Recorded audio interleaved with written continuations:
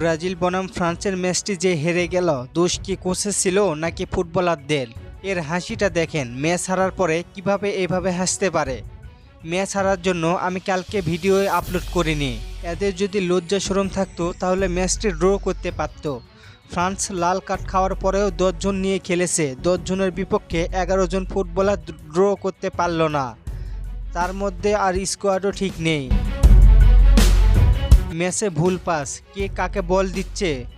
ম্যাচে ব্রাজিল বনাম ফ্রান্স খেললেও খেলা দেখে মনে হচ্ছিল ফ্রান্স বনাম ফ্রান্সের খেলা।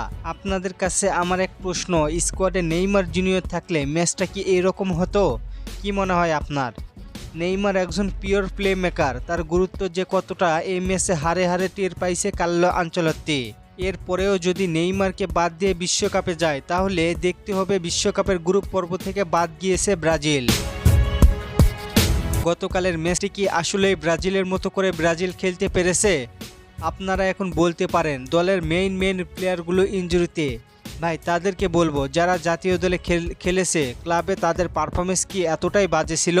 ক্লাবে কি এইভাবে খেলে? দলের গোলকিপার, মিডফিল্ডার, ডিফেন্স এবং অ্যাটাকিং লাইন সব জায়গায় বাজে পারফরমেন্স।